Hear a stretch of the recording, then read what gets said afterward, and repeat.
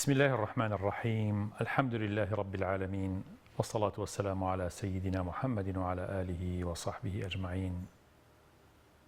ربنا آتنا في الدنيا حسنة وفي الآخرة حسنة وقنا عذاب النار. ربنا إننا آمنا فاغفر لنا ذنوبنا وكفر عنا سيئاتنا وتوفنا مع الأبرار. خۆشەویستانم سەلام و ڕەحمەت و بەرەکەتی خۆی گەورەتان لێبێت لە حەڤەهەمین ڕۆژی مانگی پێرۆزی ڕەمەزان لە کەناڵی ئاسمانی پەیام و لە بەرنامەی بەربانگ هەموو ئێوارەیەک لە خزمەت ئێوەی ئازیز و خۆشەویستا بین هەتاوەکو مانگی ڕەمەزان تەواو بێت ئینشاءالله. ئازیزانم سەلام و ڕەحمەت و بەرەکەتی خوا هەمیشە حوزوری هەبێت لە ماڵتان، لە ناو دڵتان، لە ئاسایشی ناو ماڵەکانتان، لە خۆشی و خۆشگوزەرانی ژیانتان پشت بەخوا. ئەمڕۆ حەڤەی ڕەمەزان ڕۆژی غەزای بەدری گەورەیە، ئەو جەنگەی کە یەکەم جەنگی ئیسلامە لەگەڵ قوڕەیشە، لەگەڵ کافرەکانی مەکەیە، یەکەم جەنگی بەینی حەق و باتیل و جیابوونەوەی حەق لە باتیل بۆ تەواوەتی. ئایا بەدر دووبارە بێتەوە لە ژیانی ڕۆژانی ئێمەیە؟ چۆن ڕوویە؟ پەند و ئامۆژگاریەکانی ئەم جەنگە چنێک فرسەتمان هەبێت لە مەڵقەیە باسیەکەین. یەکەم سەرکەوتنی ئیسلام بوو کە لە 2 هیجریە لە حەڤەی ڕەمەزانە ڕوویە. ساڵی واجببوونی ڕۆژوو بوو. ساڵی واجببوونی ڕۆژوو 2 کۆچیە. یەکەم ساڵە موسڵمانەکان تایە بە ڕۆژووە بن کە گەیشتنە حەڤەی ڕەمەزان سەرکەوتن لە ڕەمەزانە. کەواتە ئەگەر بەڕاستی بە ڕۆژوو بووین سەرەکەوین. هەرگەیشتە حەڤەی ڕەمەزان ئێوە سەرکەوتون بەو مانایی کە لە ڕۆژۆکەیە براون، بەو مانایی کە سەرەکەون بۆ شەوەکانی قەدر ئینشاءالله. بەدر و فەتحی مەکە و عین جالوت کە جەنگێک بووە و هەروەها سەرەتاکانی جەنگی حوطین و فەتحی ئەندەلوس لە ڕەمەزان ئامەڕوویاوە. کەواتە ڕەمەزان زۆر شتی گەورە گەورەتیە ڕوویاوە لە مێژووی ئیسلامە. لەبەرەوە ڕۆژووی مانگی ڕەمەزان و مانگی پیرۆزی ڕەمەزان مانگێکی ئاسایی نییە لە ژیانی موسڵمانانە، عادەتی نییە، ئینجازاتی زۆر گەورەتیە ڕوویاوە. خۆی گەورە ناوێ بە یەوم الفورقان، یعنی فەڕەقتە بەین الحەق والباتل. جەنگی بەدر جیای کردەوە کە حەق و باتل، کە براو خوشکی ئیمانی، کە خێزانی ئیمانی، مجتەمەعی ئیمانی جیاوازە لە مجتەمەعێکە کوفر و ضەلال و گومڕایی دروستی دەکات. گۆڕانی مێژووە لە ڕەشەوە بۆ سپی، لە سفرەوە بۆ سەرەوە سەرکەوتن. لە سورەتی ئەنفال باسی کردو، موسڵمانان پلانیان دانا و موعجیزەش پاڵپشت بوو بۆ ئەم پلانە. غەزای بەدر لە سورەتی ئەنفال باسیەکە و پێمان ئەڵێ کە سەرکەوتنی ئومەتی ئیسلام بە 2 قانونە بێت، 2 یاسا. یەکەم سەرکەوتن لەلایەن خۆی گەورەوەیە، لەلایەن کەسەوە نییە، خوا دروستێکە سەرکەوتن. دووهەم هەبێت تەختیت و پلان و فکر و داڕشتنێکی جوانت هەبێ بۆ سەرکەوتنەکە. بەم دوانە سەرکەوتن دروستە بێت. باش پشوێکی کەم دێمەوە خزمەتان و لە ڕۆژی حەڤەی ڕەمەزان و ڕۆژی بەدری گەورەیە لە خزمەتان نابین. فەرموون.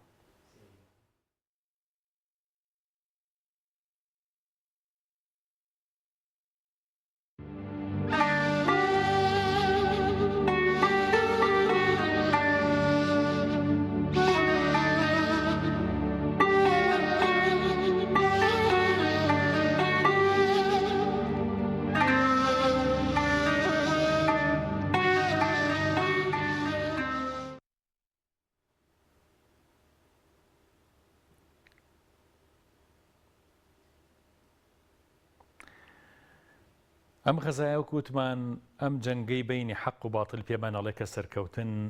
لە لای خوای گەورەیە.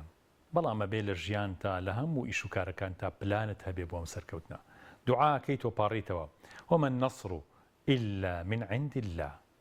وما توفيقي إلا بالله وأعدوا لهم ما استطعتم من قوة ومن رباط الخيل. کەواتە بە هەردووکیان یەتەدی، هەردووکیشیان لە سورەتی ئەنفال هاتووە. خەڵکی 2 جۆرن. ئێمە هەموو خەڵکی موسڵمانی ئێمە بەگشتی سەرێکین 2 جۆرین. هەندێکمان ئەمانەوێت بە دوعا سەرکەوین بەبێ کردار و بەبێ ئیش لە ژیانی ڕۆژانەمانە، لە هەڵسو کەوتمانە. هەندێکیشمان پلان دانێن، تەختیتی مادی دانێن، بەس پشت بەخوای گەورە نابەسن. قووەتی خۆمان، هێزی خۆمان، پێگەی خۆم، خۆم توانیم ئەوە بکەم نەخێر خوای کات هەردووکیان هەڵەیە ئەبێ هەردووکیان بە یەکەوە گرێبیت سورەتی ئەنفال 4 بەشە ئەم سورەتە مبارەکەی ئەنفال 4 بەشە دوو بەشی باسی ئەوە ئەکات کە نەسر و سەرکەوتن لەلایەن خواوێت دوو بەشی ئەم سورەتە باسی ئەوەیە یعنی باسی ئەسبابی مادی ناکات بەڵام بەشی 3 و بەشی 4 باسی پلاندانان بۆ سەرکەوتنەکە کاتێ دوو بەشی یەکەم تۆی خوێنیتەوە سورەتی ئەنفال پێویستە دوو بەشی دووهەمیش بخوێنیتەوە لەم سورەتە مبارەکەیە کەما ئەخرەجەکە ڕەبوکە من بەیتیکە بالحەق خوا ئێوەی هێنایە دەرەوە ئەخرەجەکە خوا تۆی هێناوەتە دەرەوە نەک خۆتان خوا تۆ ئەنێرێ بۆ فڵان بازرگانی ئەڵە واز لە فڵان ئیش بێنە خوایە تۆ نیت ئەم دنیا هەڕەمەک نییە ئازانم ئەم شەڕ و شۆڕ و ئەم هەموو شتانەی کە لەم دنیا ڕۆدا هەمووی پلانێکی تۆکمەیە خۆی گەورە دای ڕشتووە هەمووی قەدەرە ئێمە هەنگاو بەسەر قەدەری خۆمانانین کەما ئەخرەجەکە ڕەبوکە من بەیتیکە بالحەق کەواتە خوا ئێوەی هێناوەتە دەرەوە بۆ ئەم جەنگە نەک خۆتان بەڵامەش فەرمێ وەما ڕەمەیتە ئیذ ڕەمەیتە وەلاکن الله ڕەما خوا کوشتنی ئێوە نەبوون ئێوە نین ئێوە هەوڵەکەتان لەسەرە و دابەزینی مەلائیکە پشت بەستن بە خوای گەورە ئەمانە هەمووی لە ئەنجامی ئەوەی کە تۆ پشت بە خوای گەورە بەست و سەرکەوتنی گەڕایەوە بۆ خوای گەورەش اینجا سەیرێەوە کە بزانێ پلانەکەی تو زۆر تۆکمەیە ئەگەر تۆکمە بوو سەرکەوتنێ بۆ نێرێ فاستجاب لكم وەڵامتان هاتەوە ئەنی ممیدکم بألف من الملائكة مردفين 1000 ملائكة 5000 ملائكة لە جەنگی بەدرا دابەزێ بەشی دووهەم وأعدوا لهم ما استطعتم من قوة ومن رباط الخيل ئالێرەیە باسی ئەهەمیەتی سەف ئەکات کە مسلمانان بە یەکەوە کار بکەن کاری هاوبەش هەبێت لە ناو خەڵکە لە ناو مسلمانانە پرۆژەی هاوبەشتان هەبێت ئەو وەختە وألف بين قلوبكم کە دڵتان پەیوەستی یەک بوو سەرکەوتن دروستە بێت ڕۆحی ئیعلامی و ڕۆحی معنەوی زۆر گەورەیە لە سەرکەوتنە لە هەموو ئیش و کارەکە لە سەرکەوتن یا ئەیها النبی حرض المؤمنین على القتال ئەی پێغەمبەری خوا صلی الله عليه وسلم هانی مسلمانان بە لەسەر جەنگ لە 100 هۆکار یەک هۆکارە فرامۆش کرد لە 99 هۆکارەکان جێبەجێ بکەی سەرکەوتن نابینیت بۆیە لەم ڕۆژگاری ئێمە جارێوە هێشتێکەکەین لە ساعت دەیمان گرتووە لە ساعت 20مان گرتووەڵین ئەی باشە کوا سەرکەوتی خوا لە 99 بێنی ئەو یەکەی نوقسان بێخوا سەرکەوتن نانێرێت ئیشەکان زۆر تۆکمەیە لای خوا پلانەکان زۆر داڕێژراوێکی وردن لەبەرەوە ئاگامان لەوە بێتەوە شێخ محەممەد متەوەلی شەعراوی ئەفەرمێ لە 99 بێنی یەکێکی نوقسان بێ سەرکەوتن مەدینایەت قوڕەیش بە ماڵی حرام کاروانیان ڕێخست بوو کەواتە ماڵی حرام قەت سەرکەوتن نایەنێ بۆ تۆ ئاگا لێ بێت چونکە ئەو ماڵە بوو کە لە موسڵمانەکانیان داگیر کردو بە زۆر لیان سندبوون لە مەکەیە ماڵی حرام سەروەتی حرامە بۆ دروستەکات مناڵی خراپە بۆ دروستەکات خێزانی لادەرە لێ دروستەکات پیاوی تێکدەرە بۆ دروستەکات لەبەرەوە ماڵی حرام سەرکەوتنی لەگەڵا نییە ماڵی مسلمانە کۆچبەرەکان بوو کە داگیریان کردبوو ماڵی سوهەیبی ڕۆمی بوو ماڵی فڵانی تر بوو ئەبێت لیان بسەنرێتەوە ئەم جەنگە هاتووە بۆ ئەوەی کەوە ئەو حەقەی کە فەوتاوە دەست بکەوێتەوە جەنگی بەدر پێمان دەڵێ لەسەر حەقی خۆتان بەردەوام بن سوور بن مافی خۆتان بەدەست بێننەوە قەت سەر شۆڕەکەن حەق و مافەکانتان بفەوتێ 313 سەحابە بەشداریەکە 2 ئەسپیان پێ 150 کیلۆمەتر لە مەدینەوە شوێنەکە دوورە شوێنی بەدر شوێنەکەش شاخ و داخ و سەحرا و بەرزنووسمی زۆرتیایە 70 وشتریان پێ سەحابەکانی پێ سەڵەم بۆی کە نەقلی خواردن و ئاو ئەو شتانە بکەن و چەک و تەقەمەنی چەک و کەرەستەیە کە بۆ شەڕ بەکاری هێنن بە هەر 3 کەس وشترێکیان بەرەکەوە 70 کەسە ئەبێ هەر کەسەیان 100 کیلۆمەتر بە پێ بڕوات پێغەمبەر صلی الله علیه و سلم لەگەڵ چوو سەحابەیە بوو کە ئەوانیش عەلی و مەرفەد بوون پێغەمبەر صلی الله علیه و سلم لە جەنگی بەدرا تەمەنی 55 ساڵە حەزرەتی عەلی 22 ساڵە مەرفەد کە سەحابەیەکی عەزیزی پێغەمبەر صلی الله علیه و سلم 21 ساڵ بوو 55 ساڵ کەواتە ئەمان دوو کوڕی گەنجن لە خزمەتی پێغەمبەر صلی الله علیه و سلم وشترێکیان هەیە بە 100 کیلۆمەتر بڕۆن واتە بەنۆرە سواری وشترەکە بن بەنۆرە ئازانم ئەبێ پێغەمبەری صلی الله علیه و سلم 100 کیلۆمەتر بڕوا خۆشەویستان پێغەمبەر پێغەمبەری خوا بوو صلی الله عليه وسلم. یەک سەحابە نەیوتۆ چۆن شتی وا گونجی یا ڕەسوڵ الله تۆ، بەڵام پێغەمبەر خۆی قبوڵی نییە، خۆی قبوڵی نییە هەرە بێ بە پێ بڕوا وەکو ئەوان. عەلی و مەرفەت ئەدەبی سەحابەیان تایە. سەحابە پێغەمبەریان صلی الله عليه وسلم زۆر خۆشەویست، ئاوی دەستنوێژەکەیان نەخواردەوە بۆ تەبەڕەک. لەبەرەوە ئەڵێن یا ڕەسوڵ الله صلی الله عليه وسلم من و عەلی و مەرفەت ئەڵێن ئێمە ئەڕۆین ئەم دوانەمان بە پێ ئەڕۆین تۆ بە بەردەوامی سواری وشترەکە بە. پێغەمبەر تووڕە بوو. یا الله، پێغەمبەر لە شتێک تووڕە ئەبوو کە حەق نەبوایە، لە مافی خۆی تووڕە نابووە گەر بخورایە. دەموچاوی سوور بوویەوە فەرمۆی پێیان لا والله ما أنتما بأقدر على المشي مني وما أنا بأغنى عن الثواب منكما. الله، مەرفەت و عەلی ئێوە بەتواناتر نین لە ڕۆشتنا لە منیش وەکویەوە با 55 ساڵ بم و منیش هەژاری دەرگانەی ڕەحمەتی خوام، منیش پێویستم بە ئەجر و پاداشتە وەکویەوە. یا ڕەسوڵ الله صلی الله عليه وسلم تۆ گەورەی هەموو پێغەمبەرانی، تۆ فەخری کائیناتی، بەڵێ منیش پێویستم بە ئەجر و پاداشتە. لەبەرەوە بە تۆزێ نوێژ، بە تۆزێ عیبادەت، بە تۆزێ هەوڵدان بۆ ئیسلام، بە تۆزێ داوە و بانگەواز، شەیطان نەمان خەڵەتێنێ بڵێ کاکە تۆ زانی چی و کردووە، تۆ بە قەد هەموو هەوڵمان دوو بۆ نەیاوە. نەخێر، ئێمە کین؟ ئەم فەرمودەی پێغەمبەر صلی الله عليه وسلم ئاماژەیە بەوەی هەمیشە خۆمان بە دەرگانی هەژار، بە هەژاری دەرگانی خۆی گەورە بزانین، خۆمان بە هیچ نەزانین. إن تنصروا الله ينصركم، خوا سەرتانەخا. عاتیکەی کچی عەبدولموطەلیب کە پوری حەزرەتی ڕەسوڵ الله صلی الله عليه وسلم نەیتوانی هیجرەت بکات، مسڵمان بوو نەیتوانی بچێ بۆ مەدینە، خەوێکی بینی، خەو سەربازەکەی خوای گەورە ئەنواع و ئەشکال سەربازی خوا هەیە ئازانم، لەم جەنگەی بەدرا بەشداریەکەن. یەکێک لە سەربازەکانم خەوەی عاتیکەیە، سەیریکەن لە خەوە یەکێکێتە ناو مەکەوە هاوارەکە یا ئالە غەدرە، ئەی غەددارەکان، ئەی زاڵمەکان، ئیستەمکارەکان، یا ئالە غەدرە مەصارعکم فی 3 ئەیام، دوای 3 ڕۆژی تر، دوای چەند ڕۆژێکی تر ئێوە گەورەکانتان سەرکردەکانتانە کوژێ لە ناو بەدرا. ئەمرن، دوای چەند ڕۆژێک تر ئێوە ئەمرن. لەم شاخەوە لە خەوەکەیە بۆ ئەو شاخەچوو هاوارێ کرد بەسەر مەکەیە، ئەم بانگەوازەیە کرد. سەیدە عاتیکە خەبەری بوویەوە لە خەوەکەی، کە خەبەری بوویەوە مانای خەوەکە ئەوەیە پێغەمبەر صلی الله عليه وسلم لەم جەنگەیە سەرەکەوێ بۆ عەباسی برای خۆی، بۆ عەباسی مامی گەڕ، بۆ عەباسی مامی پێغەمبەری گەڕایەوە صلی الله عليه وسلم کە عەباس برای عاتیکە بوو، کە بۆی گەڕایەوە. عەباسیش هێشتا مسلمان نەبوو، بەڵام پێغەمبەر صلی الله عليه وسلم زۆر خۆشەوێت. یەکسەر زانی کە مسلمانەکان سەرەکەون. عەباس وتی بە خوشکەکەی، وتی عاتیکە بۆ کەسی نەگێڕیتەوە، باگە لە کۆمەمان لێ نەکەن، چکە خەوەکە زۆر ڕوونە کە پێغەمبەر صلی الله عليه وسلم سەرەکەوێت. کەچی عەباس خۆی بە عاتیکەی وت، کەچی خۆی پێ نەگیرا، ڕۆشت وەلای وەلیدی کوڕی عوتبە، وتی وەلید بە کەس نەڵی عاتیکەی خوشکم خەوێکی ئاوای بینیەوە بەخوا محەممەد سەرەکەوێت صلی الله عليه وسلم. وەلیدی شوو بۆ یەکی تری گەڕا، طبعاً وەلیدە کوژێ لە شەڕەکەی بەدرا. هەموو مەکە خەبەرەکە و خەوەکەی عاتیکەیان بیست.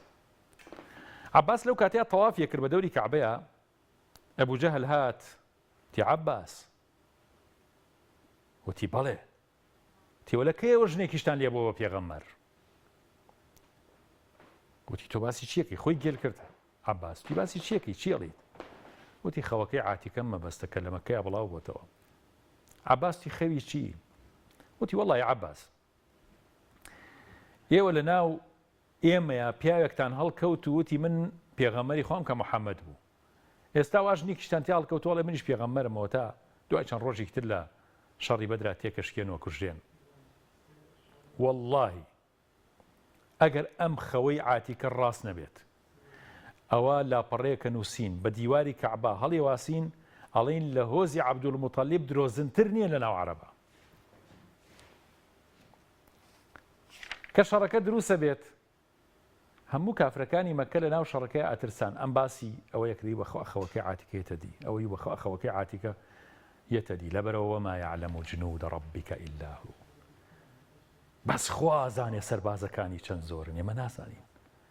خەوێک خوا ئەینێرەیەکێکە لە سەربازەکان بۆ ڕۆحی معنەوی ئەوان تێکەشکێت. کە زاڵمەکان مەترسن،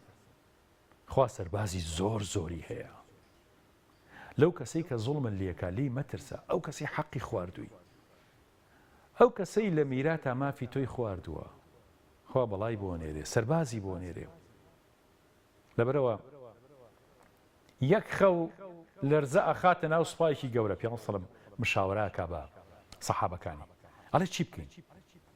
حەزرەتی ئەبوبەکر فەرمێ ئیمضی یا رەسوول الله صلی الله علیه وسلم ونحن معك، یا رەسوول الله بڕۆ، ئێمە هەمومان لە خزمەتی توێین.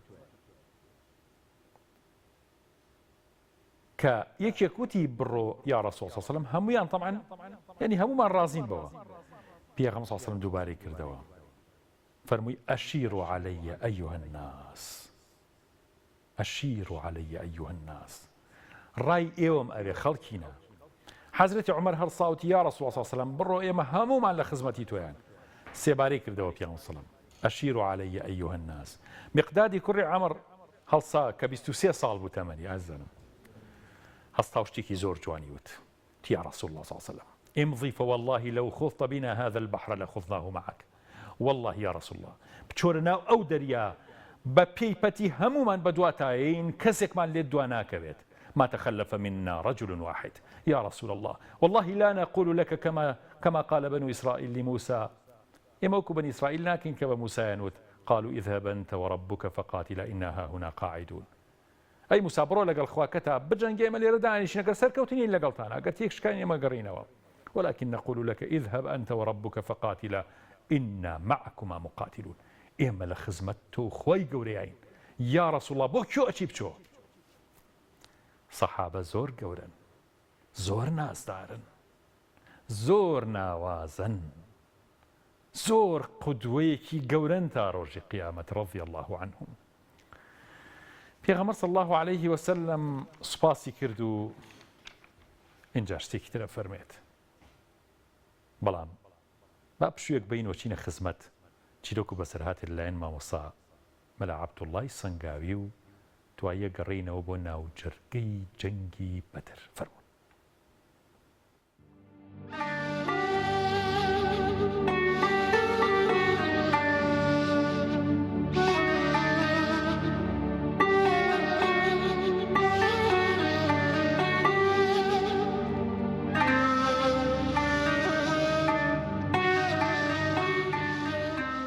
ئەگەرنەوە بۆ نمونەیەک یەکێ لە ئیمامەکان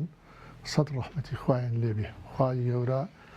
بەرەکەتی خسەتە عیلم و عەقیدە و بیر و باوەڕی ئەوانە بخاتێنی ئێمەش ئینشاءالله، ئیخلاسی خسەتە ناو دڵ و دەرونی ئەوان و ئەوانش کە پەروەردەیان کردوێن، خوای گەورە ئێمەش بێبەش نەکات لەو پەروەردەی ئەوانە. ئەڵێ یەکێ لە ئیمامەکان پیاوێکی فەقیر بۆ چووە بۆ لای سکاڵای خۆی لا کردووە، توێتی یا ئیمام من هیچم نییە و تۆش پیاوێکی تەبعەن بە شەخسیەت و خەڵکێکی زۆر باش ئەناسیت و کاسبکار و تیجار و ئەمانە بەشکو لە شوێنێ دام مەزرێنی معاشی شتێکم بنێ. ئەڵێ ئەوش نردێتی بەلای پیاوێکی تیجار، توێتی بڕۆ بەلای ئەو پێ بڵێ دام مەزرێنە، ئەوش دای مەزرانەوە تقریبەن یان نازان مانگانە بۆ ڕۆژانە بۆ 5 دەرهەم با بڵێ، ئەوەنەی داوە پێ. ئەڵێ دوای ئەوە چەندێ لای بووە، ئەم وەزعی هەر خراپ بوو، باش نەبووە کابرای فەقیرەکە. چۆتە بەلای ئیمام شکوای حاڵی خۆی کردووە، توێتی وەڵایە ئیمام وەزعم بەخوا هەر خراپ و باش نیم و تمەعاشەکە چەند، تێتی 5 دەرهەمە. تی دکتۆرە بەلای پیاوەکە پێی بڵێ بۆ کاتە 4 دەرهەم. ئەی قەت بەزیایەکەیەکە من بە 5 شەکەم تاوە ناوی وەڵێ چۆپیکەرە 4 دەرهەم. ئەڵێ ئەوش وەکی سەکێ نەبووە، عەقیدەی دامەزراو بووە، باوەڕی بە ئیمامیش بووە کە قسەکەی ئەوەیە. چۆتە بەلای تیجارەکە و تێتی وەڵی کاکی یاقی ناکەینەکەی من کردە 4 دەرهەم. ئەڵێ ماوەیەکی تریش ڕۆیشتۆ بە 4 دەرهەم، سەیرەکە وەزعی هەر باش نییە. چۆتی کڕە بەخوا برا وەزعم هەر خراپە، تۆ 5گەیش پێکردم بە 4 و ئیسا لە 4گەیشە مەساعەکەم هەر ئاوایە. تی وەڵا بچۆ پێی بڵێ بکاتە 3 دەرهەم. تی کۆرە بابە من بە 4 ناشە. سێی چی ئەمان و تێ نا تۆ بچۆ پێ بڵێ. ئەڵێ چوو پێی کردە 3 دەرهەم. لە دوایە ژیانی باش بوو، بەرەکەتی تێکە و وەزعی زۆر زۆر گۆڕا. هاتوو بەلای ئیمام وتی وەزع چۆنەتی؟ وەڵڵا زۆر زۆر باشم و ئەمانە، بەڵام هاتوومە تۆ حکمەتەکەیم پێ بڵێ کاک، من 5 دینار مەعاشم بوو، تۆ پێکردم بە 4گەش پێکردم بە 3، ئیسا بە 5گە خراپم، بە 4گەش خمسە بە 3کە باشم، حکمەتەکەی چییە؟ تی باوەگیان ئەوە مەسەلەکە ئەوەیە، ئەو ئیشەی تۆ ئەیکەی بای 3 دەرهەمە، بەڵام تۆ ئەو 2 دەرهەمە زیادت کە وەرەگرت، ئەوە بە ڕووی حرامە چوو بەرەکەتی هەڵەگرت لە بۆ ڕزق و ڕۆزیەکەت و هۆکارەکە ئەوەیە. بەڵام ئەمرە کاکە شێخ پاتەگیان خەڵک بەو شێوەیە بە دوای نانی حەڵاڵە گەڕاوە یەگەیشتی بەو شێوە کوروەڵا شتێتشم لایە ئەگەر ئەوە کەوتە بیرم لەم سینە تۆ زێرگەڵی هەڵکەلامە جوڕ کەلام ئەوش پیاوێک بۆش زۆر بەڕێز بوو پیاکی بەڕێز دۆسایەتیمان بوو ناوی نابم هات بۆ ماڵمان خاڵە فڵان کەس وەزع چۆنە تووەڵاهی وەزعم زۆر باش تۆ دەرامەتی ژیانت چۆنە لە چیوەیە ئەبینم کەسابەت ناکەوتی با ئەمە هینێکمانەیە جۆگە بچکۆلەیەکم هەیە لە بەردەم ماڵایە هەر جۆگەیەک جۆگە ئاوە تقریبا وەکو ئەو باسێکە بەخوا ڕەنگە جێی دووەمێکش نەبێ تم ئێ تحمل ساڵەی کە مەزارعات ڕێک بەشی ساڵەکەم جۆ و ڕزق و ڕۆزی مەداتی تم ڕاستی ئای خوای لە تۆ بەزیابێ وەڵا دوو سێ ساڵی پێچ و تاعین بوو بۆ مەعاشخۆر کە بوو مەعاشخۆر هاتۆ هەم دێنەوە ئایشکۆر وەڵی سە باشی تو چی و ئەمانەی سە وەزعی چۆنە تۆڵارۆکە و سەوایە بابە تۆ جۆگەیەک بسا مەعاشەکەی شێ چۆن وەکە وسا تیبەزات سپێتیخوا جۆگە هیچیان نەما ئێستا تۆ سەر مەعاشەکە ئەو وەختە جۆگەکەمە کرد بەشی ساڵەکەی کردم ئێستا جۆگە حەچیەکەم بەش هیچ ناکە بەڵام مەعاشەکەی دەگەیشتی خۆی گەورە تەبعاً بێتەوە سەر حەقیقەتەکە خۆی گەورە فەرمێ أعوذ بالله من الشيطان الرجيم نحن قسمنا بينهم معيشتهم إذا خۆی گەورە هەرێکی بە جۆرێ تەقسیمی ڕزق و ڕۆزی بۆ کردێ و زیاد و کەمی ڕزق و ڕۆزی لە بەرەکەتایە نەک لە زیادبوونایە مەسەلەن ئەوەی کە خۆی گەورە تەقسیمی کرد هەر ئەوەیە بەڵام کە بەرەکەتی تێ کرد کەمێکە بۆ ئەکا بە زۆرێ کەمێ بەشی ئەنواعی شتەکان تەکە بەڵام کە بەرەکەتیشی لێ هەڵگرت خوا پەناماندا حەچەنێ زۆر بێ بەشی چەکرد ناکە جا خۆی گەورە نەمانکا بۆ کەسانەی کە بەرەکەت هەڵگیراوە لە ڕزق و ڕۆزیان و کە بەشیان ناکات خۆمان کا بە ئەو کەسانەی کە بەرەکەت لە ڕزق و ڕۆزی و کردەوەی باشیان هەیە.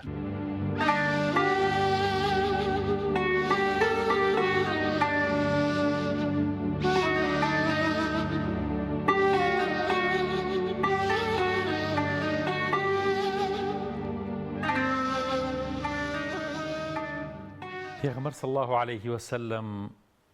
دیسانەوە فەرمووی ئەشیروا عەلەیە ئەیوهە الناس مشاوەرەتان پێکەم خاڵکینە هێ باشە خۆ حەزرەتی ئەبوبەکر و حەزرەتی عومەر و میقداد قسەی خۆیان کرد قسەی سەحابەکانیان کرد کەواتە پێغەمبەر سەڵ لەگەڵ چینێکی ترێتی ئەمانە کۆچەری بوون ئەمانە خەڵکی مەکە بوون پێغەمبەر سەڵ ئەیەوێ ڕای ئەنسار یاریدەدەران وەربگرێم چکە ئەسڵەن ڕێککەوتنەکە لە نێوان پێغەمبەر سەڵەم و مەدینەیەکان ئەوە بوو لە ناو مەدینەیە ئەنسارەکان پێغەمبەر بپارێزن لەگەڵ سەحابەکان ئێستا دەرەوەی مەدینەیە پێغەمبەر سەڵەم لەبیری ناچێت فەرامۆشی ناکا بڵێ کوربا بەمە شەڕ و تەواو ترخواان موسڵمان بوون و پێویست ناکە باسی و ئیتیفاقی بکەین نەخێر وەفا بەو عەهدەی کردووتە وەفات هەبێ بەو قسەی کە کردووتە ئینسانی وا هەیە لە وەختی بێدەسەڵاتیە چەندەها وعد و چەندەها پەیمان و ئەو بۆ ئەکەین و ئەو ئەکەین و کە دەسەڵاتیە بێ ئەسڵەن هەر بیری ناکەوێتەوە کە تۆ کەیت چەند ناشرینە چەند ترسناکە بۆ دنیا و قیامەت چەند گرنگە ئێمە وانە بین لەم دەرسەی بەدرە ئەمە فێر ببین ئێمە ناچین باسی شەڕەشم شێرەکانی ناو بەدر بکەین باسی دەرس و حکمەتە وردەکانی ناو بەدرەکەین باسی ئەوەکەین چۆن ئەخلاق فێر ببین لە پێغەمبەر صلی الله عليه وسلم آخر زۆربەی هەر سونەتی پێغەمبەر صلی الله ئەخلاق ئازیزانم ڕەوشتە ئێمە جارێ هەیە بە ظاهیرەوە کۆمەڵشتی ظاهریەکەین کە سنەتن ئەوانی کە فەرامۆشەکەین کە ناوەڕۆکی سنەتی ڕەسوڵ الله صلی الله عليه وسلم سەکیە لە درۆوە پرسێت ئەم هەموو درۆ کرێت باشە لە سنەتی پێغەمبەر صلی الله عليه وسلم چۆن باسی درۆ کراوە چه عەزابێکی سەختی هەیە باسی بێوەفایی باسی زەبر و زەنگ و توندهیژی بۆیە ئەسڵەن ڕێکەوتنەکە ئەوە بوو کە لە پەیمانی عەقەبەیە ئەوە بوو کە پێغەمبەر سەڵەم مەدینەیەکان لەگەڵ سەحابەکانە بیپارێزن سەحابە کۆچەریەکانیش بپارێزن لە ناو مەدینە ئێستا هاتوونەتە دەرەوەی مەدینە کەواتە پەیمانەکە ئەوە نەبوو ئێمە لە دەرەوەی مەدینە شەڕ بکەین یا ڕەسوڵ الله صلی الله علیه وسلم خۆ ڕەنگە یەک سەحابەی مەدینەی ئەمەی بیر نەبوو بێ لەو کاتە بەس پێغەمبەر خۆی بیرێتی صلی الله علیه وسلم خاوەنی قەزیەکە خۆی مەسەلەکەی بیرە لەبەرەوە قەت سەردامەخە لە شتێکە کە ئەزانی حەقی کەسێکە خۆی لەبەر شەرم ئەو قسە ناکە یا پێی نازانێ توش بڵێ کوڕە خۆ پێی نازانێ قەیچێکە با بڕۆ مۆزوعەکە چەند ناشرینە موسڵمان ئاوا بێت چەند موسڵمانی بەناو موسڵمانی ئاواشمان زۆرە کە ساحەی موسڵمانان و ئیسلامی ناشرین کردووە ئازانم بەداخەوە. لەبەرەوە ئازادی ڕەئی زۆر گرنگە بێ احتیرامی بگیرێت، احتیرامی ئینسان بگیرێ، ئینسان ئینسانە حتا ئەگەر موسڵمانیش دەبێت. سعدی کوڕی مەعاذ هەڵەسێ تێگەن، یاری دەدەرەکان تێگەن کە مەبەستیان خەڵکی مەدینەیە. هەڵەسێ گەورەی ئەنسار بوو، گەورەی هەموو ئەنسارەکە. ئازانم گەورەی ئەنسار بوو، تەمەنی 23 ساڵ بوو. جارێ 23 ساڵ لا ئێمە ئێستا خەریکی یاری پۆبجی و خەریکی ئەم شتانەیە بەداخەوە. ئەو قائید بوو، سەرکردە بوو. جارێکترێ لێم سەحابە ئەمانە سەحابە بوون، سەحابە خەڵکی ئاسایی نەبووە ڕەضی الله عنهم. سەحابە زۆر گەورەن، زۆر حورمەتدارن، زۆر ناوازن، ئەو ئەستێرانن کە دەستی ئێمە پێیان ناگا هەرگیز. لەبەرەوە سعدی کوڕی مەعاذ ساوتی یا رسول الله صلی الله عليه وسلم امضي لكأنك تريدنا يا رسول الله صلى الله عليه وسلم. يا رسول الله بڕۆ پێشکەوە، ئێمە لە خزمەتتاین، وەک ئەوەی ئەم قسە بۆ ئێمە ئەکەی، بەست ئێمەیە. پێغەمبەر فەرمووی بەڵێ ئەی سعد من بەستم ئێوەیە. يا رسول الله امضي فوالله لو خضت بنا برك الغماد. يا رسول الله بچیتە بەرەک الغیمات کە شوێنەکە لە نێوان مەدینە و مەکەیە، 14 هۆزی عەرەبی سەرسەختی لێبوو کە یانیش شەڕ لەگەڵ پێغەمبەر ئاکرام صلی الله عليه وسلم. يا رسول الله بچیتە بەرەک الغیمات، بچیتە ئەو شوێنە لە خضناه معك، ئەوە لەگەڵ توایین یا رسول الله صلی الله عليه وسلم. لا تخلف منا رجل واحد، یەک پیاو لە ئێمە دوا ناکەوێ، هەموومان لەگەڵتاین، هەموو ئەنسار خەڵکی مەدینە لەگەڵتایە. وخذ من أموالنا ما شئت، هەرچیت لە ماڵ و سامانی ئێمە ئەوێ بۆ جیهاد و بۆ سەرکەوتنی ئیسلام بیبە یا رسول الله صلی الله عليه وسلم. واترك لنا ما شئت، چیمان بۆ جێهێڵی ئامادەین یا رسول الله. ويكون الذي أخذته من أموالنا أحب إلينا مما تركت. والله يا رسول الله ئەوەی لە ماڵی ئێمە ئەیبەیت ئەوەمان پێ خۆشترە لەوەی کە بۆ ئێمەی جێهێڵی، بۆ مناڵەکانمانی جێهێڵی یا رسول الله. وسالم من شئت، یا رسول الله ئاشتی لەگەڵ کیا بەرقەرارەکەی بیکە، وعادی من شئت، شەڕ لەگەڵ کیاکەی بیکە، ئێمە لەگەڵتاین، پرسمان پێمەکە یەکسەر شەڕ بکە. وصل حبال من شئت، حەبلی ئاشتی و محەبەت لەگەڵ کیا ڕایەڵەکەی بیکە. وەقطع حبال من شئت، هی کێ پچڕێنی بی پچڕێنە یا رسول الله صلی الله عليه وسلم، ئێمە لە خزمەت توین. والله لتجدننا يا رسول الله حبر في الحرب صدق عند اللقاء، صبر في الحرب. يا رسول الله بآرامی لە جەنگا لە خزمەتتا و ڕازگۆین کە گەیشتین بە دوژمن. ئەتوانین بڵین ڕازگۆین یا رسول الله لە هەموو معاملەیەکی ژیانمانە کە وعدمان بە تۆیەوە مسلمانێکی ڕاستەقی نەبین و تۆ شەفاعەتمان بۆ بکەیت. لعل الله يريك منا ما تقر به عينك. يا رسول الله ئەبێ شتێک بکەین لە خزمەتی تۆیە کە دڵ و چاوی تۆی پێ ڕوون بکەینەوە. ئەتوانین دڵ و چاوی رسول الله ڕوون بکەینەوە بە کردار و هەڵسو کەوتەکانی ڕۆژانەمان.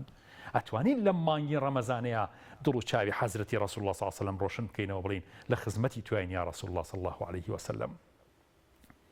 پێغەمبەر صلی الله عليه وسلم فەرمووی ئەبشیروا مژدە بێتان، فإن الله وعدني إحدى الطائفتين إما النصر أو العير. خوا مژدەی دوو سەرکەوتنەکەی یاوە پێم، یان دەستکەوتەکانمان دەسەکەوێتەوە یا جەنگەکەین و سەرەکەوین. لەبەرەوە ضرور نییە مرۆ لە حەڤەی ڕەمەزان ئایتر لەمە زیاتر باسی سەرکەوتنی ئیسلام بکەین، چونکە سەحابە ئاوا لە خزمەتی پێغەمبەر بوون صلی الله عليه وسلم سەرکەوتنەکە بەدەست هات. ئێمە باسی ناوەڕۆکی ناو جەنگەکە لەم کاتەیە ناکەین، ئەو دەرس و عیبرەتانەی لێرە وەریەگرین، وەفادار بین، بیرمان نەچێت کە وعدێکمان بە یەکێک یا بیبەینە سەر، ڕێزی خەڵک ببگرین، وەختێ بێدەسەڵات بووین، حورمەت لە خەڵکەگرین بۆ ئەوەی ڕێزمان لێ بگرن، وەختێ دەسەڵاتمان هەبوو بیرمان نەچێت، پەیمانەکانمان بەرینە سەر، وعدەکانمان ببەینە سەر، مێژووی میلەتێ نەین بە ئاوا. ئەمە ئەو وعدانەیە کە لە نەسر و سەرکەوتنی بەدرابەتیەکەی نوێی بینین. خۆی گەورە دامەزراومان کات، ئیمانی کامڵمان پێ ببەخشێت، سەرکەوتنی نەسر و سەرکەوتنی بەدر و سەرکەوتنی فەتحی مەکە و سەرکەوتن لە مانگی ڕەمەزانە بکا بە نەسیبمان، دڵمان ئۆقرە بگرێ لەسەر سەرکەوتنەکانی ئیمان و ئیسلامەتی، دامەزراو بین ئیستیقامەتمان پێ ببەخشێ، هەتا ئەو ڕۆژەیە گەینەوە لقای حەزرەتی رسول الله صلی الله عليه وسلم و ئاویش دەستمانەگرێت و بۆ ئاوی کەوسەر و لە ئاوی کەوسەری شەوە چینە خزمەتی پەروەردگاری گەورەمان، بە چاوی سەرەی بینین ئەچینە خزمەتی خوای گەورە ئینشاء الله. خۆشەویستانم،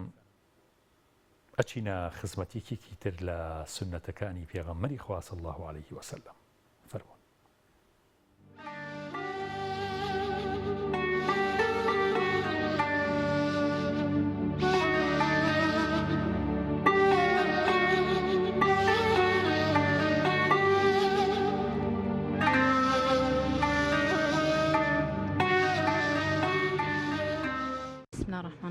بەخێر بێن زۆر سوپاسانەکەم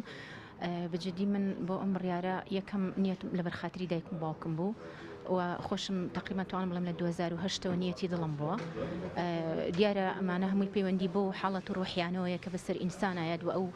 ناڕەحەتیانی کە تووشی ئینسانە بێ هەمیشەمان گێڕێتەوە بۆ لای پەروەردگارمان.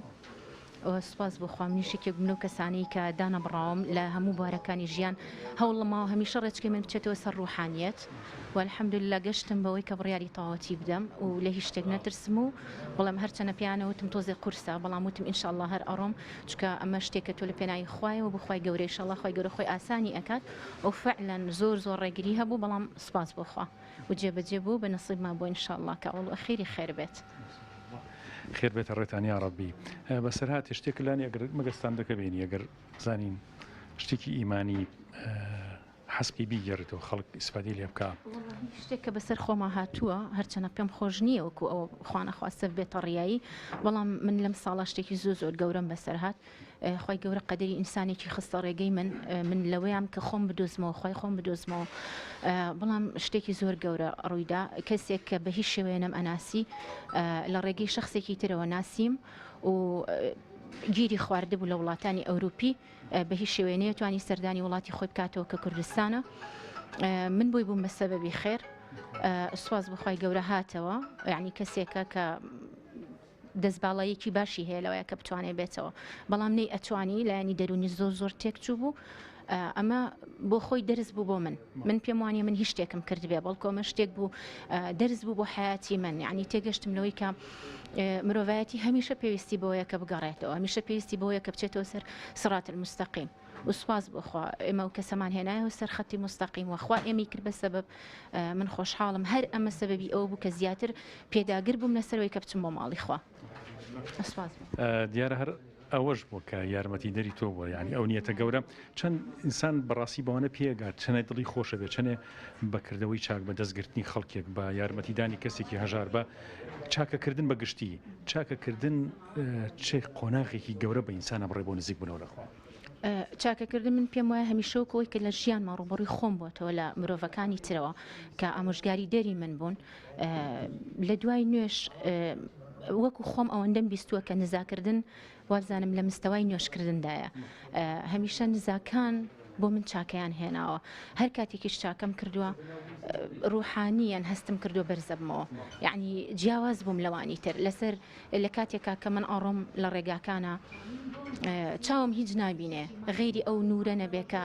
هەستی پێ ئەەکەم بۆ من دێت یعنی بەجددی مەواقع ئیڵم ئینشاءالله کە ڕیانە بێت. بنیاخۆم ئێمە خۆشحاڵین بەوە و ئەم عالەمە ڕوحانی کە جەنابەت یاژی بەڕاستی ئومێدی هەموو کەسێکە ئینسان تاتیای ئێرتیقا و بەرز بێتەوە زۆر گەورەترە بێتیایە بە چ شتێک ئینسان ئەو ئێرتیقا و بەرزبوونەوە ڕوحی بۆ دروستە بێت. وەکو هەمیشە بە خودی خۆم ئێڵم ئەنجا بە چوار دەورەکەم ئەبێ ئێمە دا بڕێن لە مادیات دابڕان لە مادیات ئەدگەیەنێ بە هەموو پاکێتیەکان مرۆڤ و کاتە ئەتوانێت بەرز بێتەوانێکە سەرەتا لە خۆی خۆش بێت خۆی بناسێت تۆ کاتێک کە خۆتت ناسی ڕازی بووی لە خۆت ئەو کاتە ڕازیت لەو کەسەش کە تۆی خەڵق کردووە وەکە ڕازی بووی لە خالقی خۆت ئەو کاتەی ناسیت ئەی کە ناسیت بجددی یعنی هەموو ژیانی خۆمە ئەمە بەسرم هاتووە ڕێگەی ڕاستەقینەوە دۆزیتەوە کاتێکیش دۆزیتەوە چێژێکی هەیە هەرچەند بتەوێلی دەرچی دەرناچیت مەگەر ئیلا تۆ شتێک بکەی خۆی گەورە ویستی وابێتەوە دەرکات ئەژێنا بەردەوامەوی لەسەر ئەو ڕێچکە شیرینە يعني بجدي هستم بشيرين كي كردوا اسواز بخوا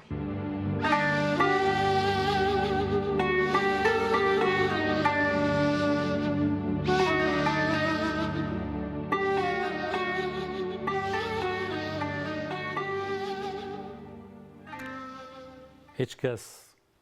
مەوعیدی لەگەڵ پێغەمبەرەدانا وصلى الله عليه وسلم قەت بیرمان لەوە کردوتەوە کە بڵێن یا رسول الله صلى الله عليه وسلم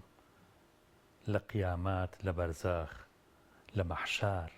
لە چ شوێنێکا بە تۆ بکەین چۆن پێتەگەین. پێشەوەی ئەوە باس بکەم حەزەکەم نمونەیەکی جوان لە مەحەبەت و لە خۆشەویستی باس بکەم. کتێبێکی بە ناوی ئیقتیران النەیرەین فی مەجمع البەحرەین کە دانراوی مامۆستا مەلا ڕەشیبەگی بابانە. مامۆستا مەلا ڕەشیبەگی بابان خەڵکی سلێمانی بووە لە بابانەکانە، لە ئەستەمبوڵ و لە تورکیا ژیاوە، لەوێ مەحامی بووە لە کۆتاییەکانی ژیانیا لە جەنگی جیهانی یەکەمە. بە ئاواتەوە بووە کە خزمەتێک بە سونەتی پێغەمبەر بکات صلی الله علیه وسلم. ئەوە بوو دەستی کردو بە نووسین و تەرجەمەکردنی سەحیحی موسلیم و بوخاری لە کاتێکا کە جەنگ بووە و جەنگێکی قورس و بئامان و تورکیا شتێکەڵ بۆ جەنگە بۆ ڕووسەکانی تیا بووە، شەڕێکی قورسا بوو لە ناو تورکیا، هەتا کۆچیان کردو لەم لا بۆ ئەولا لەبەر شەڕ و لەبەر تۆپباران و لە شوێنی وا هەیە مامۆستا مەلا ڕەشیبەگە فەرمێ لە نامەکانیا لە نووسراوەکانیا تایەتی کە ناردوێتی بۆ مەلا حەسەینی پەسکەندی کە لە سلێمانی بەیەکەوە کاتی خۆی فەقێ بوون و زۆر خۆشەویستی یەک بوون. نووسێتی لەم کاتی کە من ئەم فەرمودەیی پێغەمبەر سەڵەم تەرجەمە ئەکەم بەسەر پشتی هەیە سرێکەوەم یاخود ئەسپێکەوەم لە شوێنێکەوە چین بۆ شوێنێکی تر، بەڵام من لەسەر پشتی ئەسپەکە خەریکی نووسینم تەرجەمەیەکەم کە بارەکەین و کۆچەکەین لەبەر شەڕ و لەبەر ئاژاوی ئەم شەڕە گەورەی کە یەخەی دنیای گرتووە. لەوێشا خەریکی محەبەت و مەوعید بۆ لەگەڵ پێغەمبەر صلی الله علیه وسلم. ئەوەندە خۆشەویستی لە بینی ئەو مامۆستا مەلا حسەینە هەبووە. طبعا هەموو نامەکانی کە نووسیەتی لەبەرەوەی نەوە لە شەڕی جیهانیا لەو شەڕی کە یەخەی گرتوون لە تورکیا نەوە ئەم نووسراوانە ئەم تەرجەمانە بفەوتێ ناردوێتی بۆ سلەیمانی بۆ لای مامۆستا مەلا حسەین ئەو هەڵی گرتووە. لە ڕێگەی ئەویشەوە کوڕەکەی ئەویشەوە کوڕەزاکانی ئەوە گەیشتووە بە دەستی مامۆستای ناوداری کورد جەنابی مامۆستا شێخ محەممەد عەلی قەرداغی کە ئەویش پاکنووسی کردووە و ڕێکی خستووە لە هەشتاکانە لە چەند ساڵێکی دیاریکراوە هەر دەبەرگەکەی یاخود نۆبەرگەکەی ئیقتیران النەیرەین فی مەجمع البەحرەینی گەیاندۆ بە چاپ و ئێستا لە کتێبخانە کوردیەکانە هەیە. وازانم یەکەم کتێبی سەحیحی موسلیم و بوخاریە کە بە کوردی چاپ کرابێ. کەمە فەزڵێکی گەورەیە بۆ مامۆستا مەلا ڕەشیبەگی بابان، خۆی گەورە پاداشتی باتەوە، بۆ مامۆستا مەلا حسەین کە گەیشتووە بەو، هەروەها بۆ مامۆستا شێخ محەممەد عەلی قەرداغی کە جوهد و ماندووبوونێکی زۆری لەم بوارەیە سەرف کرد و خۆی گەورە تەمەنداری بکات بۆ مێژووی گەلەکەمان، بۆ مێژووی کەلەپوری ئیسلامی و هەروەها وەکو زانایەکی گەورەی موسڵمان کە و خزمەتە گەورەیە ئەکا لە کوردستانە ئێستا. حەزم کردەوە بڵێم کە لە بەعزێ شوێنە مامۆستا مەلا ڕەشیبەگ ئەوەنە خۆشەویستی و محەبەتی بۆ مامۆستا مەلا حسەینی هاوڕێی هەبووە کە ئەم نووسینانی ناردووە. جاری وای بڵین لە شوێنێکا باسی وەصفی بەهەشتەکە فەرمودێکی پێغەمبەر صلی الله علیه و سلم مامۆستا مەلا ڕەشیبەگ دوایەوە کە تەرجەمەی کردو دەڵێ مەلا حسەین بەڵکۆمە من و تۆش لەم شوێنەیە بەیەکەوە بین لە بەهەشتا. باسی سەرپردی سڵاتە مەلا حسەین بەڵکو ئینشاءالله خوا من و تۆش لەم شوێنەیە ڕزگار بکا لە ئاگری دۆزەخ. ئەم عەقد و پەیمانە لە بینی ئێمەی موسڵمانە هەیە. بڵین لەکوێ بگەین بە تۆ یا ڕەسوول الله صلی الله علیه و سلم؟ یا ڕەسوول الله من زۆر حەزەکەم لە فڵان شوێنە بە خزمەتی تۆ بکەم. لە بینی تۆ موسڵمانێکی ترا هەیە فڵان کەس خۆزگە من و تۆ لە فڵان شوێنە لە بەهەشتا بەیەکەوە بووین، خۆزگە لە فڵان شوێنە. سەیرە موعیدەکەن لە بینی ئەنەسی کوڕی مالک ڕەزا و ڕەحمەتی خوای لێبێ ئەگا بە پێغەمبەری خوا صلی الله علیه وسلم لە ڕێگایەکە ئاچێ بۆ مزگەوت. پێغەمبەر صلی الله علیه وسلم باسی ڕۆژی قیامەتی بۆ کات. حەزرەتی ئەنەس خاوەنی ئیمانێکی زۆر گەورە و کاریگەر بووە، یەقینێکی گەورە. ئەفەرمێ پرسیار لە حەزرەتی ڕەسوول الله صلی الله علیه وسلم یا ڕەسوول الله صلی الله علیه وسلم لە ڕۆژی قیامەتە ئینشاء الله منەگەم بە تۆ ئەمەوێت شەفاعەتم بۆ بکەی. یا ڕەسوول الله من لەکوێ بگەم بە تۆ لە ڕۆژی قیامەتە؟ لە چ شوێنێکە؟ مەوعیدمان چ شوێنێک بێ یا ڕەسوول الله صلی الله علیه وسلم؟ پێغەمبەر صلی الله علیه وسلم فەرمووی ئەنەس لە ڕۆژی قیامەتە لە لای کێشانە و پێوانە من و تۆ یەکە بینی. وتی یا ڕەسوول الله صلی الله علیه وسلم ئەو شوێنە مەحشەرە و ئیزدیحامێکی زۆر لەسەر کێشانە و پێوانە هەیە، با شوێنێکی تر بێ یا ڕەسوول الله صلی الله علیه وسلم. الله مەوعیدێکی ترم بۆ دیاری بکە. پێغەمبەر صلی الله علیه وسلم فەرمووی لە لای پردی سیڕاتا پێمەگەیت، لای پردی سیڕات. من لە لای پردی سیڕات ڕاوەستم دوعات بۆ ئەکەم اللهم سلم اللهم سلم اللهم سلم خوایە ئەنەسی کوڕی مالیک بە سەلامەتی بپەڕێتەوە الله لە دنیا دوعاکەی بۆ کردو پێش قیامەت بۆ ئەنەس حەزرەتی ئەنەس زیاتری ئەوێت خۆزانەی پێغەمبەر صلی الله علیه و سلم لە ڕجای بۆ کات و تازە دوعاکەی سابت بوو بەس ئێوێ لە هەموو شوێنەکانە بە خزمەتی پێغەمبەر صلی الله علیه و سلم ئێمە ئەوەنە پێغەمبەرمان خۆشەوێ ئەوە وتی یا رسول الله ئەی ئەگەر لەوێ نەمبینیت ئیزدیحامە سەرپەردی سیڕات زۆر ترسناکە حەزرەتی ڕەسوڵ الله صلی الله علیه و سلم فەرمووی تەلقانی عند الحوض لەلای حەوزی کەوسەرت بینم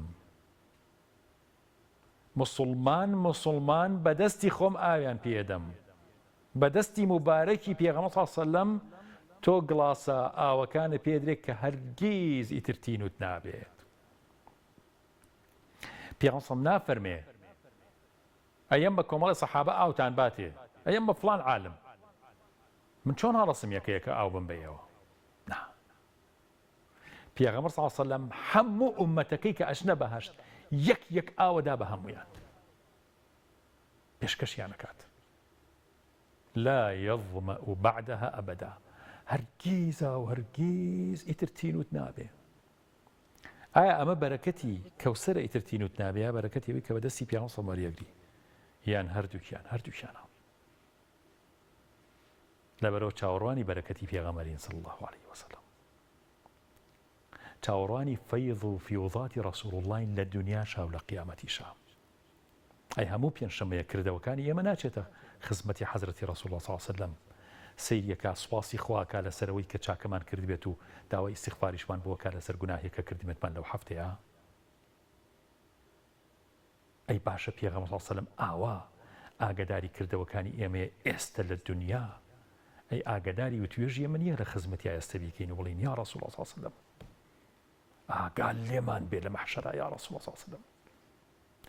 یا ڕەسوڵ الله صلی الله علیه و سلم ئاگال لێمان بێت لە دنیاشا سپاسی خوا یا ڕەسوڵ الله تۆ ئەکەی بۆ کردەوەکانی ئێمە دەی ئیستیغفارمان بۆ بکە لەسەر کردەوەکانمان کە گوناهمان کردووە یا ڕەبی داوای لێخۆشبوونمان بۆ بکە ئێستا یا ڕەسوڵ الله صلی الله علیه و سلم داوا لە تۆ ئەکەین یا ڕەسوڵ الله صلی الله علیه و سلم دەیەوە فەرموودەی پێغەمبەر صلی الله علیه و سلم لەبەرەوە کە چوویتە بەهەشت لا يظمأ بعدها أبدا هەرگیز تینوت نابێت بەدەستی پێغەمبەر صلی الله علیه و سلم ئاوت خواردووە ئێتر لە بەهەشتا بۆ خۆشی ئاوە خۆی بۆ تینەتی نایخۆی ئەسڵەن تینەتی توش نابێ لە بەهەشتا چونکە بەدەستی پێغەمبەر صلی الله علیه و سلم ئاوت خواردووە حەزرەتی ئەنەس فەرمێت دەی ئینشاءالله یا ڕەسوڵ الله صلی الله علیه و سلم لەویا پێتەگەم لەسەر حەوزی کەوسەر پێتەگەم لە خزمەتە ئەم ئەزان سەحابە لەناو یەکا بە یەکیانەوت باشە مەوعیدی من و تۆ لەکوێ بێ لە دەرگای بەهەشت تا یەک بگرین یەکتر ببینین ئەم مەوعیدە لە نێوان ئێمەی موسڵمانە قەت ڕوویاوە قەت ئەمەمان باس کردووە قەت وتومانە تخوا من و تۆ لەکوێی بەهەشت تا یەک ببینین با مەوعیدە دانین بەبێ یەک نەچینە بەهەشت دۆستانی خوا ئەولیاکانی خوا ئەمەیان کردووە زانم ئەولیاکانی خوا زۆر خەریکی ئێمە بوون دەستیان خسۆ دەستی یەک توخوا لەکە پێش من مردی جێم نەهێڵی بۆ بەهەشت ئەگەر چوویتە بەهەشت ئەم مەوعیدە لای ئێمە ئەم یەقینە هەیە ئازانم با بەم یەقینەوە بۆ قیامەت بژین ئەنا کەڵکی قیامەتمان نابێت بە کەڵکی قیامەت ناین ئەگەر وانەژین خۆی گەورە دامەزراومان کە ئینشاءالله ئەچینە خزمەتێکی تر لە سونەتەکانی حەزرەتی ڕەسوڵ الله صلی الله علیه و سلم فەرمووی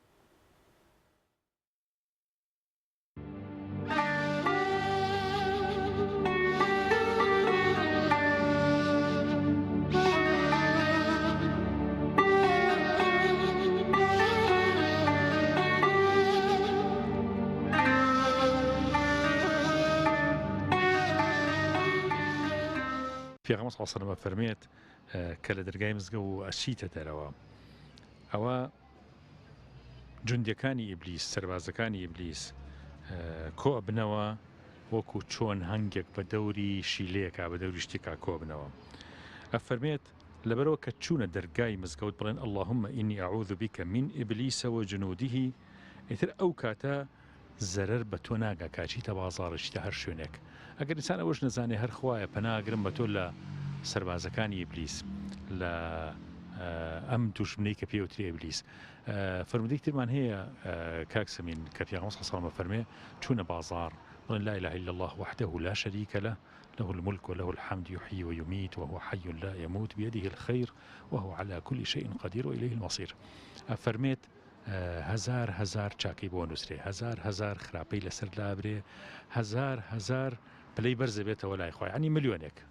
ئەم ئەجرە گەورە ئێمە بەتایبەتی لە بازاڕین جەنابەت لە بازاڕایی شەکەی دوکانت هەیە، چەنێ ئەم زیکرانە قەڵغانە بۆ ئێمە؟ وڵا حتمما زیکرەکە و فەرموودە شیرینانەی پێغەمبەری خوا قەڵغانە و ئەوەی ئینسانیش خی گەورە یارمەتی با و دایمە لە یادیا بێ لە بازاڕە ئەم فەرموودە شیرینانە ئەم زیکرە جوانانە بکە بۆ ئەوەی لە ئافات و لەو بەڵاو فیتنە و مسیبەتانین لە بازاڕە هەیە و کە ئەمڕۆ دروست بووە خی گەورە پارێزراوی کاوبوونی ئەو فەرموودە شیرینانی پێغەمبەری خوا صلی الله علیه وسلم و واجبە و زەروریشە هەموو کەسێک ڕۆژانە لە یادیا بێت و بە ئەوەنەی بۆ یەکرێ بەدەم ئەو زیکرانە بکات و بە دڵیش ئاگای لە فەرموودە شیرینەکانی پێغەمبەری خوا صلی الله علیه وسلم. ئێمە چەند سونەتێکی تر لە خزمەت جناب تا عەرزەکەین هەدیەکەین بۆ جەناب بۆ بیسەران و بینەران ئینشەڵڵا. پێغەمبەر صلی الله علیه وسلم فەرمێ کە لە ماڵ چوونە دەرەوە بڵێن بسم الله توكلت على الله ولا حول ولا قوة إلا بالله. چەند فەرمودەی جیاوازمان هەیە لەسەرەوە کە فەرمێت کە هەر کەسێک کە ئەمەی وت ئەوە وقایەتەکرێتەوە پارێزرێ هیدایەتە درێت و بەسێتی کافیە بۆی شەیطان لی دوورەکەوێتەوە. شەیطان بە شەیطانێک ترەڵێت، شەیطانەکان لە ناو یەکا پێڵێن تۆ ئەچی بۆ لای کەسێک کە پارێزراوە کیفایەت کراوە هیدایەت دراوە ئیتر چ شتێکە بەرامبەر ئەوە پێکرێت. لەبەرەوە بسم الله وبسم الله توكلت على الله ولا حول ولا قوة إلا بالله. چەندێک کە ئێمە ڕۆژانە جێبەجێ بکەین بەڕاستی کەماکە. والله ئەوە زەروریە ئینسان لە ماڵ هاتە دەرەوە ئەو فەرموودە شیرینەی پێغەمبەری خوا صلی الله علیه وسلم حەق وایە هەر بە پێهات سواری سیارە بوو ئەو سونەتە جێبەجێ بکات و ئەو تەوەکول و پشت بەستنە بەخوای گەورە ببەسێت تا خی گەورە پارێزراوی کا لە شەڕ و بەڵاو فیتنە و مسیبەتی شەیتان.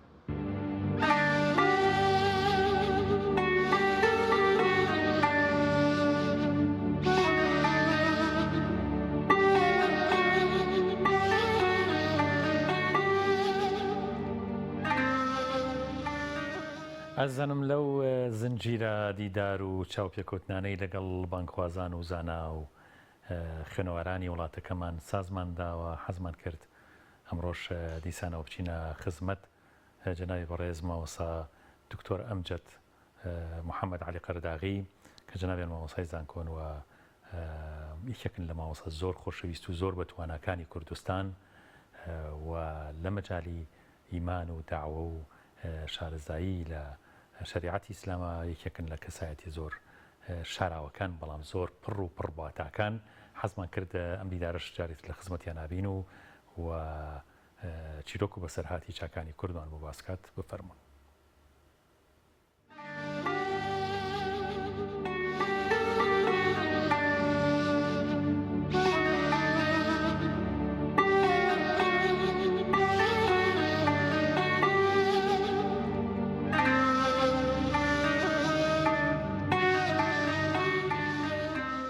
یەکێ لە مەوقفەکانی مامۆساکە کەسێکی زۆر ئاسایی بۆ مامۆستا مەلاکەریمەی مامۆستا کەریمی مدەڕیسەی کە ئێستا لەخوا بەزای بە ناسرا و خەڵکی ناسیە و لە زمانی خۆی کەسێکی زۆر متەواضع خۆ بە هیچ نەزان کە ئەچوێ دەرەوە من ئەوەم نەدیەوە بەس لە باوکم و لە چەند کەسێکی کە بۆیان گەڕامەت و کە ئەتیادی ئەوەسا بۆ پاس لە موقفی پاسەوەسا تا پاسە هەسواری پاسەکە بۆ ئەرۆ یان ئەو پەرێگەر تەکسێکی بگرتایە و هیچ هینێکی نەبوو. یەکێ لەو خاڵانەی کە من لە خزمەتیا بووم کە ئێستا لەوانەیە بڵێن لای ئەهلی علم تۆزێ مشکلەکەمان لەگەڵ ئەهلی علمایە کە هینا یعنی من خۆم بە چاوی خۆم دیومە ئێمە لە خزمەتیا دەرزمانە خوێند مامۆسای زۆر گەورەی بەغا ئەهاتن لە خزمەتیا دەرزانە خوێند یعنی مەراتیبی بەرزیان هەبوو مامۆسای جامیع بوون لە دراساتی بڵێن ئیسلامی و غەیرە ئیسلامی ئەهاتن دەرزان لێ خوێند لە مقابلە جارێکم خۆم بە چاوی خۆم دیم سێ مناڵی بچوو کە لە عمری 6 ساڵ و 7 ساڵ و ئەو ناوە بوون هەرچێکیشان دەڵان ئەناسم زانم کێ بوون بیرمێکێ بوون دانیشتبوون جزمی ئەمایانە خوێند هەموو بە هێنێ مامۆسا بەڵێ مامۆستا ناکریم ئەوەنە هینی نەبوو بڵێ وڵا ئەدەی هەسە ئەمجد یا هەسە یەکێکی کە یا ئەو هەموو مەلایکە لە خزمەت یا هات دەرزوت یەکێکتان دەرزەکەی دانیش کە دەرزەکانی ئێمە تەواو بوو دانیش جزئی ئەمەی بوو سێ مناڵە ئەوت من ئەوەم بە چاوی خۆم دیوە يعني سب من زۆرە بیستم مەسەلەن مامۆسایەک لە شوێنێکا بە شوێنەکە نڵێ مزان کۆ بێ یا مزگەوت یان هەر شوێنی بێ ئەڵێ وەڵام من ئەو مەسەلەن ئەو شتانە ناڵێم ئیتر ئەوە با خەڵکی کە بڵێتەوە ئەو وایە مامۆسا ئەوەی نەبوو يعني ئەوەی یەک بوو لە خاڵەکانی کە من لە خزمەت یا دیومە یەکێ لە خاڵەکانی کە ئەوە حتا من بەدەنگ لەلام تۆمار کراوە هەمە بەدەنگ جارێکیان لە خزمەت باوکمە بووین چوینە خزمەتی ئافرەتێکی بەتەمەند بوو هاو پرسیاری لێ کرد مامۆستاش پرسیارەکەی جواب بەوە لەوە چوو ئافرەتەکە ئەو پرسیاری دەست نەکەوت بیان جوابی ئەو پرسیاری دەست نەکەوت بێت تا ماوەیە کە جوای پرسیارەکەی دایەوە زۆر مەدحی مامۆستای کرد تۆ وا عالمیت و تۆ وایت و تۆ وایت و تر مامۆستا پیر خۆش نەبوو وتی ئەنجەم کەم بە کوردی معناکەی ئەو بوتی ڕۆڵە من ئیسا ئێوە من بە خوێنەوە ئەزانن ئەنا من لە زمانی خۆما کە لەناو ئەو زانایەوە بووم بە عەرەبی نەسەکەی بە عەرەبی وتی نحن حثالة كنا حثالة ئەو شتەیە کە ئەمێنێتەوە لە شتی زاو فڕە ئەدرێ يعني مثلا کە ئاردەی لە هێڵک ئەو توێکڵی گەرمی کە ئەمێنێتەوە کە فڕە ئەدرێ بە ئەڵەن حثالە بەڵێ یان بە شتێک کە زۆر بوو دوایی باشەکانی لابر خراپەکانی کەمایەوە فڕەوە بە ئەڵەن حثالە مامۆستا فەرمووی ئێمە حثالە بووین ئێستا ئێمە بەزانە ئەزانن ئەنا ئێمە حثالین يعني شەرمی نەکرد چەند کەسێ باوکم جەنابی باوکم دانیشت بوو چەند کەسێ دانیشت بوو ئەو قسەی بۆ ئەو ژنە کرد لەبەرەوەی هەستم کرد کە ئەو ژنە زۆر مەدحی کرد ئەوش پێی ناخۆش بوو ئەو قسەی لە بەرامبەرا کرد بڵین ئەو خاڵانەی کە لە خزمەت مامۆستا ئەبینرا لەو بابەتا بەڕاستی زۆر بوون یەکێک لە خاڵەکانی یعنی لەوانەیە جەنابیش دیبێت هەچ کەسێکە هاو بەبێ ئەوەی بیناسێ هەچ پێویستێکی هەبووە مامۆستا یەکسەر دەسەکرد بە قەڵەم و ئەو قامیش و ئوچ و هینەکەی و یەکسەر دانیش نامەیەکی بۆ نووسی نەیەپرسی ئەو کاک من مفتی عراقم من ئەوەم ئەو کابران نەئیناسم من چی نامی بۆ بنووسم بۆ کێ تا من نامی بۆ بنووسم باەکی کە بینوسی هەر خۆی دەستی پێ کرد و ئەو نامەیە نووسی و دەها مووقفی کەش کە لەو زانا و لە چەندین زانای کە من لە بەخزمەتیان گەیشت و میان جەنابەوەی لەوانەیە بیست بێت و ئەم صفەتی علمە دائیما متوافق بووە هاوتا بووە لەگەڵ صفەتی تەواضوع کە ئەمەی کێشەی ئمڕۆی ئێمە هەمانە ئەوەیە کە وردە ئەم لادا ئەبەزی و ئەو لا بەرز بێتەوە یعنی لەگەڵ دابەزیێنی علمەکە لای هەنێکمان من خۆشمی لێ دەرناکەم لایەنی تەکەبورەکە بەرز بێتەوە کەوا ئەکا کە لە هەندێک جارە زۆر وازحە یعنی بەداخەوە ئەوانی کە ئەلمیان پێ ئیسە تەوان هەمویان دووبارەیەکەمەوە هەندێکیان صفەتی دووربوون لە تەواضوعان پێوە دیارە بەداخەوە صفەتی مەسەلەن خۆ دەرخستنیان زۆر پێوە دیارە صفەتی بەرزبوونەوە بەسەر کۆمەلگاوە پیانۆ دیارە حتا ئەو صفەتە دەرەکەوێت لە خیتابیانە بۆ خەڵکی دەرەکەوێت لە قسەکردنیانە لەگەڵ خەڵکیە دەرەکەوێت لە ئیتیهامیانە بۆ کەسێکی گوناهبار یان کەسێکی کە بەنەو ئەلناوەکان لای یابێ بەداخەوە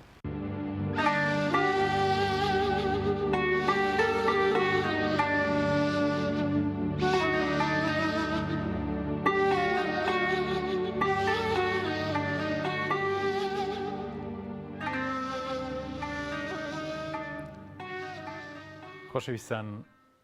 ئێمە بەرەو پایانی بەرنامەکەمان ڕۆین و هیوادارم ئینشاءالله بەرنامەی بەربانگ جێگەیەک لە دڵی ئێوەی ئازوو خۆشەویستە بگرێت نیزایەکی معنەوی ئێوە بێ بۆ ئێمە بۆ ئەم ستافە خۆشەویستەی پەیام بۆ هەموو گوێگران بۆ هەمووانی کە داوای دوعای خێران لە ئێمە کردو ئێمەش بێەوەی ئەگەیەنین کە نەخۆشن